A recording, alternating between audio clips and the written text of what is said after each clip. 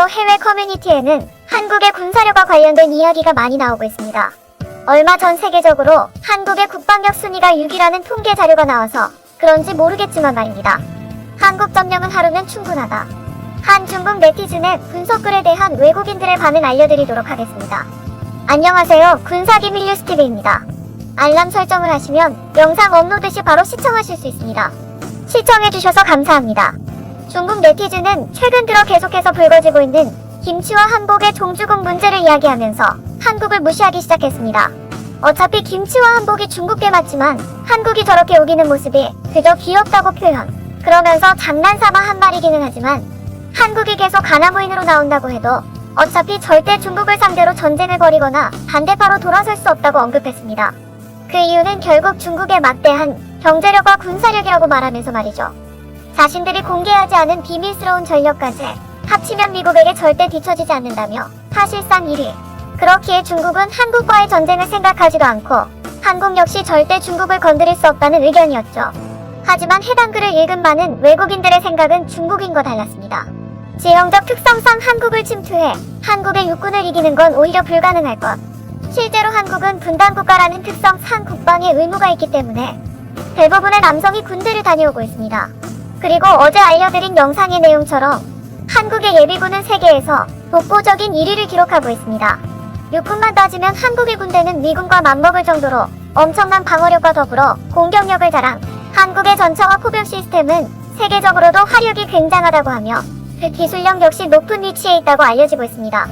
한국을 대표하는 자주포인 K-9의 경우 여러 나라에 수출까지 하고 있으며 포병의 자산 배분 능력과 표적 관리 처리 등 전반적인 시스템이 중국보다 월등히 앞선다고 합니다. 게다가 중국과는 비교할 수 없이 빠르게 진행되고 있는 방위산업 관련 기술력은 AESA 레이더와 같은 결과물을 낳고 있기도 합니다. 지상전에서 제일 중요한 기갑 전력의 경우 한국은 세계의 여러 나라와 비교했을 때도 상위권의 랭크.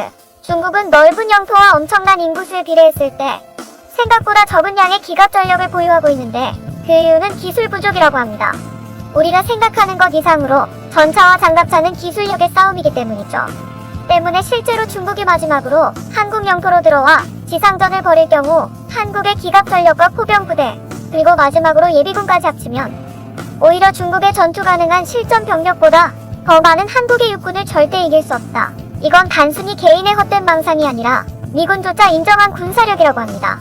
실제로 미국과의 전쟁 시 일주일 이상 버틸 수 있는 유일한 6개국에 포함되기도 했을 정도로 한국의 군사력은 중국이나 일본이 절대 무시할 수 있는 수준이 아니라고 할 수 있습니다.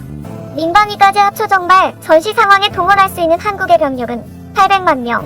게다가 70%가 산지로 되어 있기 때문에 더더욱 침략이 어렵다는 이유도 있는데요. 한국을 점령하는데 하루면 충분하다는 중국인들의 외국인들은 어떤 반응을 보여주고 있는지 조금 더 자세히 알아보도록 하겠습니다. 1. 물론 군사력에 있어 인구수가 중요하긴 하지만 그것보다 더 중요한 게 있어. 그 인구 중에 얼마나 많은 비중이 실제 전투에 참가할 수 있느냐지. 2. 그 부분에 있어서 한국은 세계 최고의 전투 병력을 소유하고 있다 해도 틀린 말이 아니야. 맞는 말이야. 노인과 어린아이 100명이 전쟁터에 나오는 것과 건장한 성인 10명이 전쟁터에 나오는 걸 비교할 순 없어. 게다가 그 100명은 총을 쏠 줄조차 모르고 반대로 10명은 모두가 총기를 다룰 줄 알지. 이게 중국과 한국의 차이점이야. 한국의 군사력도 나라가 급성장하면서 갑자기 만들어졌다고 생각하는 사람들이 있는데 그건 큰 착오야. 한국은 지리적 특성 때문에 수천 년 동안 침략을 받으며 지내왔고 그로 인해 내구성이 생겼다고도 할 수 있어. 단순히 한국의 국방 순위만 보면 6위지만 군사력 안에는 철도나 지형 그리고 전기와 통신시설 등 여러가지 요인이 복합적으로 포함되어 있어. 이런 인프라까지 포함한다면 중국은 절대 한국을 이길 수 없어. 3.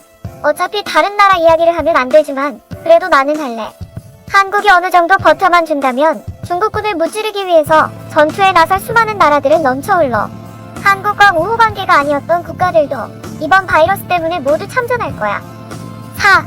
국민들 사이에서도 찬반 여론이 많지만 한국은 국방비에 막대한 자금을 쏟고 있어. 그리고 그 결과물로 최신식의 현대식 무기와 전차, 그리고 전투기 등이 계속해서 나오고 있지. 한국이 어느 나라를 침공할 성격은 절대 아니고 건드리지만 않는다면 전쟁은 없을 거야. 하지만 한국은 산악지형과 막대한 육군 병력을 소유하고 있기 때문에 한국으로 침투한다는 건 아주 무모한 행동이야. 아직도 단순히 나라 크기와 인구 수만으로 어떤 나라를 하루 만에 점령하니 많이 하는 사람들이 있다는 게 한심하다. 그것도 한국을 말이다. 내가 본 통계에 따르면 미군도 한국을 완벽하게 점령하려면 열흘 이상 걸린다고 하는데 중국이 하루 만에 한국을 점령할 수 있다고?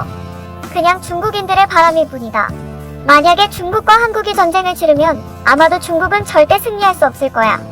한국은 세계적으로 우호 국가들이 많기 때문에 그들을 도울 나라는 얼마든지 있어. 하지만 중국은 어때? 아마도 홀로 싸워야겠지. 6. 한국이 군사력 순위에서 10위권 내에 진입했다는 소식은 이미 몇 년 전부터 들어오고 있었어. 심지어 그들은 계속해서 국방비에 많은 비용을 투자하고 있다고 들었어. 군사적으로 퇴화하고 있는 유럽과 달리 한국을 하루 만에 이길 수 있다는 건 단순히 괴담일 뿐이겠지. 7. 서로 동등한 입장에서 생각해보자. 한국도 만약 땅이 중국만큼 크고 인구가 중국만큼 많았다면 과연 중국이 한국과 비교될 수 있었을까? 어마어마한 군사력에 이미 중국은 전쟁을 벌일 생각조차 못하겠지. 8. 역사적으로 어느 나라보다 위대했던 프랑스와 영국을 제치고 한국이 6위에 랭크됐다고? 믿기 힘든 이야기는 아니지. 심지어 한국은 계속해서 발전하고 있다는 것이다. 9. 한국과 중국이 전쟁을 치른다면 해상 전투력보다는 아마 지상전을 치르게 될 텐데 한국의 육군 전력은 절대 무시할 수 없어. 그리고 상시 전투력 외에도 한국이 가용할 수 있는 예비군의 전력은 절대 무시할 만한 수준이 아니야. 10.